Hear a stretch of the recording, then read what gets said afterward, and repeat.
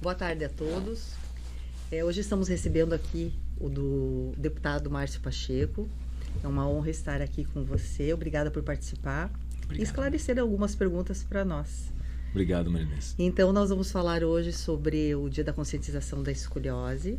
É uma lei o qual nos motivou a estar aqui. E eu queria, primeiramente, fazer uma pergunta para você. O que lhe motivou a criar e formalizar essa tão importante condição de saúde que é a Lei da Conscientização da Escoliose, o diagnóstico precoce da escoliose? Marinês, primeiro, eu que agradeço pelo convite. É um prazer, uma alegria poder falar com você e com toda a audiência que vai acompanhar um pouquinho aí para a gente falar mais sobre a escoliose, né? Sim.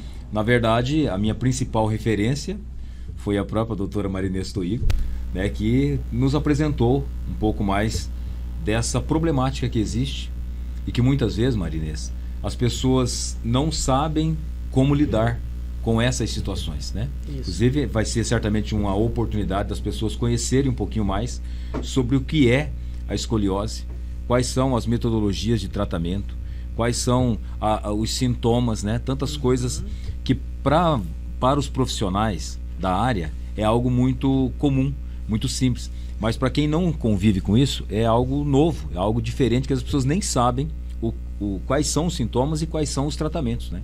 Então, quando a gente comentou lá atrás sobre a questão da escoliose, acho que é importante fazer uma lei para que todo ano haja essa abordagem. E é o que está acontecendo, por exemplo, nesse ano, para falar mais sobre isso. Eu me lembro, Marinês, em 2017, hoje quando se fala em autismo, quase que todo mundo tem uma noção bastante clara do que é as questões do autismo. Falava, né? Eu lembro em 2017, eu estava como deputado de segundo mandato, né? Aliás, primeiro mandato, e algumas mães vieram me procurar para falar sobre autismo, né? E eu já era deputado, sou policial federal de carreira, então a gente tem toda uma conjuntura de bastante conhecimento, né? E para mim, Marinês, na minha ignorância daquele tempo, autismo era algo assim, não tinha nada, o que eu tinha de inferência na minha cabeça não tinha nada a ver com a realidade do autismo, que é muito mais complexa do que a gente imaginava. Sim. E aquela mãe chegou me contando a história do filho dela, uma história dramática que me emocionou demais, e eu falei, gente, nós precisamos falar mais disso, porque se nem eu tinha conhecimento, eu que vivo no meio político, que tenho contato com tanta gente, imagina as pessoas, né, que estão em outras realidades. E eu acho que dá para fazer, Marinês, um paralelo com isso, né, porque eu acredito que não são muitas as pessoas que têm noção realmente do quanto pode ser danoso, do quanto pode ser grave, e os sintomas e tudo mais que envolve a questão da escoliose. Então achei interessante, e a gente começou a falar de autismo, fiz grandes eventos aqui em Cascavel, e hoje, né, se tornou já algo muito mais comum de se falar, muitas ações foram feitas em torno disso. Agora tem aqui em Cascavel, inclusive, né, aí já um tratamento que é feito, que vem todo a partir dessa realidade que nós despertamos lá atrás para falar sobre esse congresso, seminário que fizemos. Então eu acho que nós estamos dando, Marinês, o primeiro passo em fazer essa lei, que agora, por honra minha, é de minha autoria na Assembleia Legislativa, já é uma lei que está em vigor, que todo dia 27, né, do mês de junho, então se celebra, não diria celebra, mas se fala, né, se lembra desse contexto. E nada melhor do que você também para nos ajudar a entender um pouco mais disso, né, Vanessa? Claro, e por isso que hoje é o dia da conscientização da escoliose, pela sua lei, mas amanhã nós estaremos no Shopping Catuaí, das 10 às 14 horas, fazendo mini palestras. Essas mini palestras vão ser com ortopedistas pediátricos, né, que a doutora Suelen Pereira vai representar os ortopedistas, falando sobre as diferentes escolioses, que 80% é escoliose idiopática do adolescente. Eu vou falar sobre o diagnóstico precoce, sobre o tratamento e sobre o colete para evitar cirurgia. E o Dr. Marcelo Alvarez, que é um médico renomado em neurologia, vai falar sobre a cirurgia da escoliose, mitos e verdades. Olha só. Além disso, a gente vai fazer também gratuitamente avaliações de crianças de 8 a 14 anos. Vai ter brindes e vai ser muito legal essa ação. Que bacana. Marinês, eu sei que você é entrevistadora, mas eu posso te fazer uma pergunta? Pode. Assim, eu queria que você falasse, Marinês, para mim, como leigo, né? Porque embora eu tenha feito a lei, estudei, mas assim, continuo sendo um leigo no assunto. Sim. E para as pessoas que estão nos acompanhando, assim, numa linguagem simples, né? O que é escoliose? Né? Assim, não só o que é, sim, mas assim, quais são os sintomas assim elementares que todo pai, toda mãe deve saber quando o filho, não só o filho, uma criança, uma pessoa apresenta. Então, eu acho que essas informações numa linguagem simples, que as pessoas possam entender o que a pessoa percebe. Olha, tem um problema aqui, né? E o que pode fazer. Então, eu queria te fazer essa pergunta porque eu acho que essa me ajuda. Sim, até... lógico. Né? Então, vamos lá. Escoliose. Escoliose aparece na criança sem uma causa específica. Não Sim. temos uma causa específica. Não tem dor, é assintomático. Às vezes o pai olha para a criança e acha que ele está apenas com uma má postura, está no telefone, está sentado no sofá, e é muito mais aí. Por isso que você tem que perceber o seguinte: primeiramente, põe o seu filho na frente de costa, vê se tem uma cintura maior que a outra, vê se tem um ombro mais baixo que o outro, uma costela mais elevada que a outra, e o principal teste, que é vira ele, fazer ele mergulhar como se ele estivesse mergulhando, fica atrás dele e vê se um lado das costas está mais elevado que o outro. Se acontecer uma dessas causas, leva para um profissional, onde ele vai fazer um raio-x panorâmico da coluna inteira. Entendi. E a gente vai ter que estar a escoliose. Como que a gente sabe que é escoliose? Existe a ART, que a gente faz com escoliômetro para ver a rotação da vértebra. Se ela tiver mais que 7 graus, é indicado para ser escoliose. E no raio-x, o ângulo de Cobb estando mais que 10 graus, já é escoliose. Então, a gente classifica assim: de 10 a 25 graus é leve. Então, você trata com exercícios, com reabilitação específica para escoliose, que eu já vou falar sobre isso. Sim. De 25 a 46 graus, 50 graus, é moderada. É exercícios mais colete. E acima disso, é cirúrgico.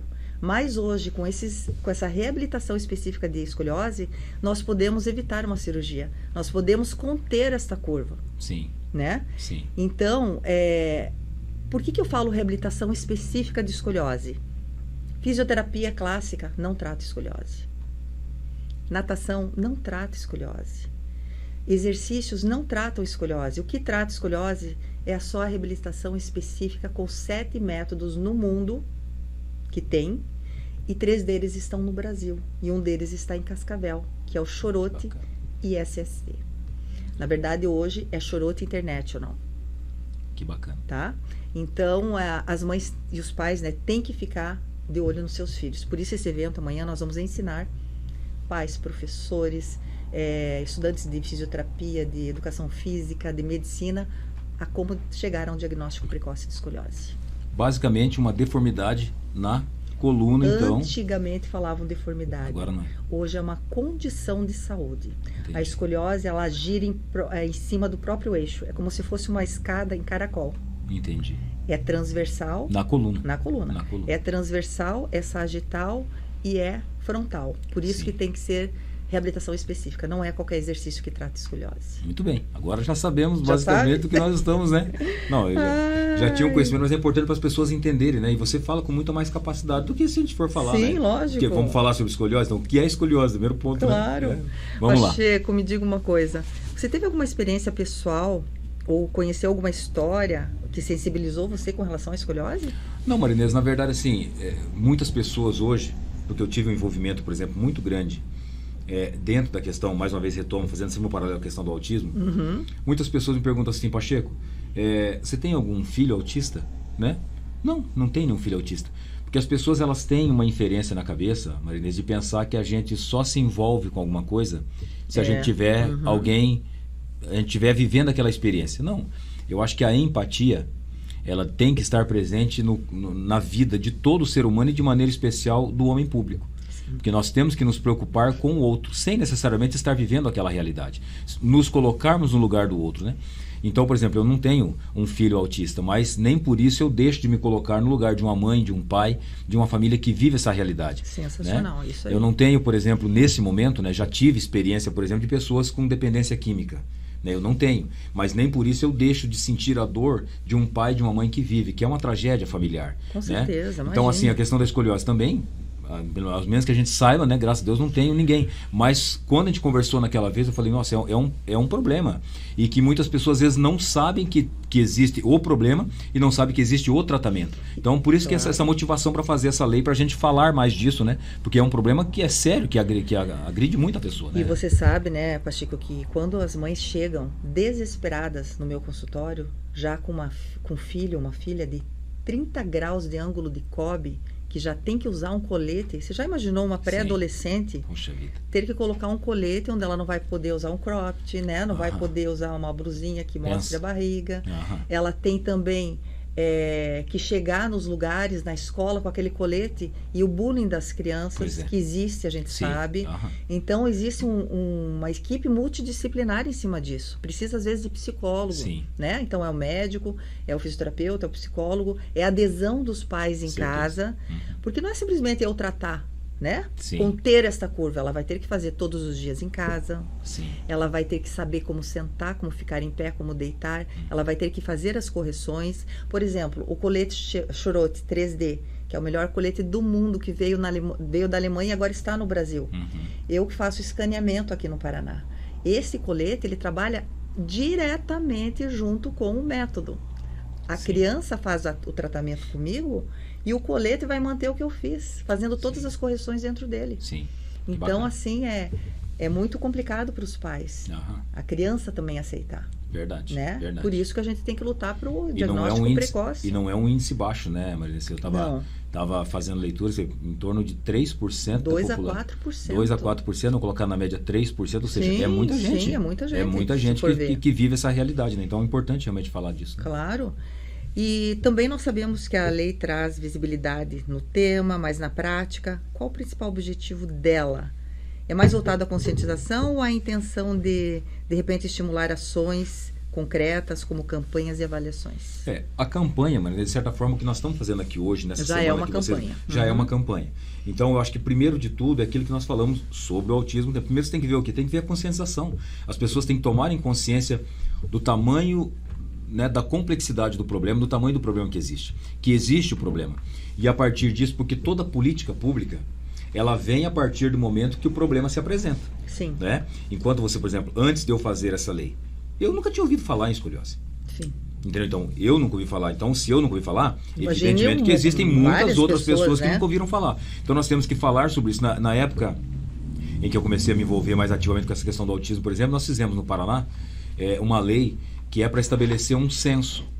Porque você só pode pensar, no caso do autismo, que é uma coisa muito mais complexa, né, do que a questão da escoliose, e também muito mais abrangente, tem muito mais pessoas. Então, a gente entendeu que seria importante, que inclusive até hoje não foi na prática, não entrou ainda essa realidade de ter um censo, porque na medida em que você sabe a proporção do tamanho, do número de pessoas que vivem essas realidades e onde elas estão, você pode pensar e até mesmo exigir política pública para isso. Mas isso veio depois de quê?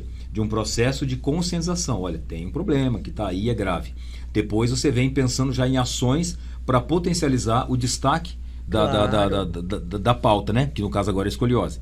E depois você vai pensar em política pública efetivamente para ver o que nós podemos fazer enquanto Estado para cuidar dessas pessoas que não têm condições de buscar um plano de saúde, ou enfim, né? Essa era outra pergunta que eu ia fazer para o deputado. Sim. Então, a gente que trabalha com isso sabe a dificuldade das pessoas em chegar a esse tipo de tratamento, né? Sim. A esse tratamento que é basicamente o único para isso, né?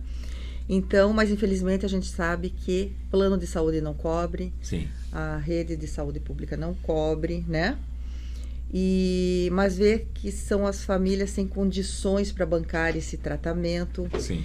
O senhor acredita que lá na frente existe chance de um projeto que ajuda para ajudar essa família? Tipo assim, algo que viabilize esse tipo de reabilitação, que seja pelo governo, os planos de saúde sejam obrigados a cobrir, porque hoje, infelizmente, o acesso ainda é muito deficiente. Tudo que envolve, Maria, nesse plano de saúde é uma legislação federal, né? Até eu estou no meu 3º mandato como deputado estadual, e tomei a decisão. No ano que vem eu vou ser candidato a deputado federal. Porque eu passei a ver, de certa forma, que embora o nosso papel na Assembleia seja de uma importância muito grande, Sim. mas a grande, imensa, assim, a imensa maioria das pautas que nós trabalhamos, que nós defendemos, tanto do ponto de vista de valores, de princípios, e outras tantas do segmento do setor produtivo, como você está falando agora, por exemplo, plano de saúde, tudo é legislação federal. Sim. Então você começa a perceber que tudo acontece em Brasília. Por isso essa disposição, lógico, saindo da minha zona de conforto, já estou no 3º mandato como deputado estadual, para uma reeleição seria, em tese, né, não tão difícil, né? Mas sair dessa zona de conforto, enfrentar um novo desafio para poder, sendo da vontade de Deus e eu me chegando ao Congresso Nacional, poder pensar em pautas como essa, por exemplo, né? De pensar de que o plano de saúde possa também ter uma cobertura sobre isso. Estou falando dessa pauta enquanto Congresso Nacional. Mas aqui no Estado também, Marinês, com certeza, é possível, né, que a gente tem que haver a sensibilização. Para ver a sensibilização de quem? Do governo do Estado. Porque num primeiro momento você tem que mostrar que o problema existe. Sim. Depois que o problema existe, porque tudo que envolve recurso, também isso o deputado estadual não pode fazer um projeto que envolva a necessidade de investimento do Estado em recurso. É uma coisa que as pessoas às vezes não entendem, né?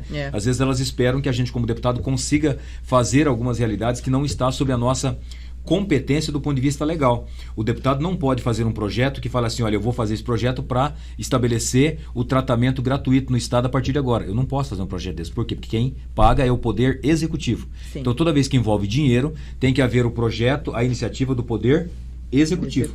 Então, o que pode haver de minha parte, de nossa parte enquanto sociedade, é o convencimento do governo, a partir da sensibilização, mostrando que existe essa problemática e que é uma problemática que atinge muitas pessoas, para que o governo, por sensibilidade e política pública, possa pensar em fazer isso. Então, mas que é possível, com certeza é. Mas vai esse tempo de maturação, né? Até a gente conseguir chegar nesse ponto da sensibilização. Que bom. E o senhor acredita que o Paraná pode se tornar referência nacional em diagnóstico precoce da escoliose, assim como já é em outras áreas de saúde? Pode se tornar, sim. Mas por exemplo, você pega o teste do pezinho. No Paraná, hoje é uma referência, né, em termos de teste do pezinho, que era algo que também foi havendo a sensibilização, né? E uma série de outras ações que hoje o Paraná é referência para o Brasil. É uma pauta, como eu disse, nós estamos dando o primeiro passo nesse momento, fazendo essa lei, com essa lei em vigor, que fala sobre o dia. Aí já se estende para campanhas, já começa a se falar, as pessoas começam a perceber que esse problema é muito maior do que às vezes as pessoas sem saber que existem pensam que é. E a partir disso, sim, aí nós irmos para os próximos passos, que é da sensibilização, para que o governo olhe para essa causa, né, para esse problema, e de fato queira também se tornar referência para o Brasil. O Paraná é um estado maravilhoso que é referência em muita coisa. Pode ser com certeza referência também no diagnóstico precoce, que é o principal, né? Porque quando você tem o diagnóstico precoce, todo tipo de tratamento é muito mais fácil trabalhar, lógico, muito mais fácil conter a curva. Sim. Você sabia que o método Chorote é alemão e que tem 101 anos de existência? Olha só. Sim. Tem um hospital na Alemanha, era só lá.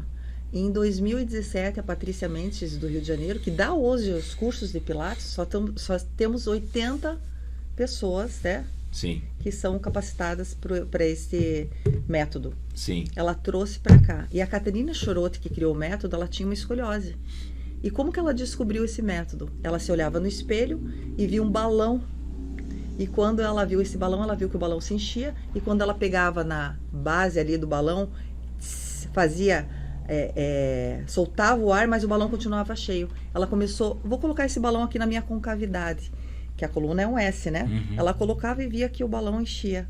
Aí ela colocava na outra dela, ia se organizando. E ela criou uma respiração corretiva. E por isso que é feito tridimensionalmente na coluna e dá muito certo. Olha só. E é um dos métodos que mais tem referências no Brasil. Que legal. E no mundo. Que bacana. Não é interessante essa Com história? Certeza, muito interessante muito mesmo. Lá.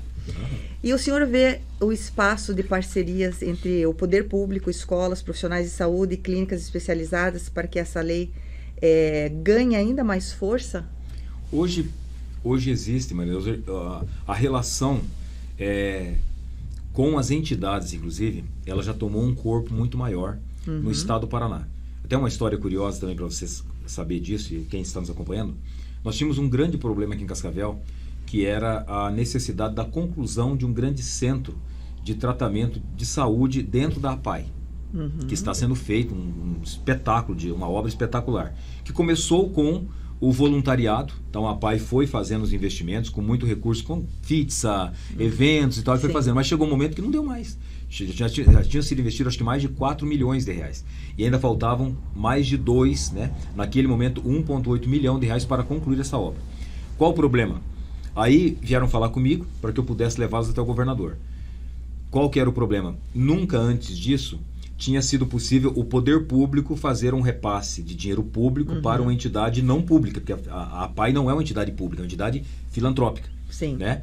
E nós começamos, como eu sempre digo assim, na política nada é fácil, mas tudo é possível. Então fomos trabalhar, ficamos mais de um ano trabalhando, porque tinha que conseguir o recurso, mas tinha que conseguir também o entendimento da PGE, da Procuradoria-Geral do Estado, que autorizasse o Estado a fazer o repasse por entidade filantrópica. E a gente conseguiu, depois de um ano, graças a Deus e graças ao nosso trabalho, fazer essa reorganização do entendimento da Procuradoria-Geral do Estado. E hoje a APAI já recebeu o recurso que eu indiquei de 1,8 milhão de reais. Fizemos, inclusive, praticamente a conclusão agora. Está só faltando os equipamentos dessa grande obra, né? De 1,8 milhão de reais, mas nem é o recurso mais importante. O mais importante foi a mudança do entendimento. Porque a partir desse entendimento, agora as outras entidades filantrópicas do Estado, o Paraná inteiro, estão também podendo receber recursos diretamente do Estado.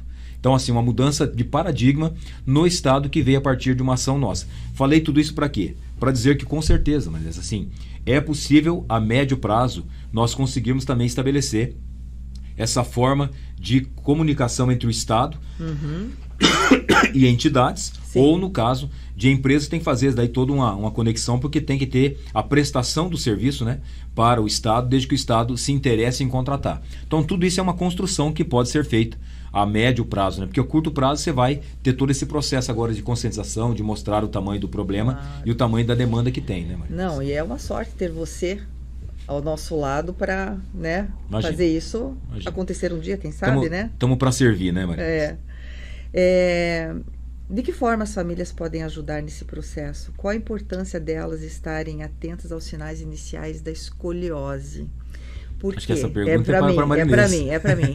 Então, mas para nós também sabermos que se as pessoas estiverem atentas à escoliose, elas vão poder, primeiro, tratar com antecedência, elas vão evitar que no futuro essa criança venha a ter hérnias de disco, dores, até a visibilidade no seu próprio corpo, né, que provoca sensibilidade e baixa estima nas crianças. Você sabe que você sabia que escoliose não é só do adolescente, né? Existe escoliose do adulto também. Sim. Que você pode não ter, mas de repente apareceu uma escoliose. Olha só. E as pessoas sofrem muito. Hoje mesmo eu avaliei uma senhora de 76 anos que está com hérnia de disco e tem uma escoliose muito importante. Então, qual que é o tratamento para uma pessoa dessa? Primeiro trata-se a hérnia, depois o alinhamento do tronco, porque senão ela vai ficar numa cadeira de rodas daqui a pouco. Sim, pensa, então, né? Olha só a grandiosidade disso tudo. Por isso, mais uma vez, precocemente o diagnóstico da escoliose. Sim. Então, eu acho que era isso. E para finalizar, qual a mensagem que o senhor gostaria de deixar para as famílias, profissionais, principalmente para jovens que convivem ou podem conviver com a escoliose? Marinês, primeiro, mais uma vez, destacar a alegria de poder me envolver também nessa pauta. Todas as pessoas, elas vivem as suas realidades. E para as suas realidades, aquela realidade é a mais importante. Né? Então, por exemplo, as pessoas que não convivem com essa realidade da escoliose, talvez não consiga se dar conta do tamanho, da importância que tem isso para quem vive com essa realidade. Claro. Né? Às vezes a pessoa que está assistindo aqui a gente, assim, para ela às vezes não faz sentido, né? Porque ela não convive com isso, mas aí vem aquela questão que eu falo da empatia. Todo assunto que a gente traz à tona é porque existe um grande número de pessoas que convivem com aquilo. E normalmente sofrendo, porque não tem conhecimento, porque falta, às vezes, o atendimento do próprio poder público, os planos de saúde não atendem, o poder público não atende, a pessoa não tem condição de pagar, como é que convive com isso?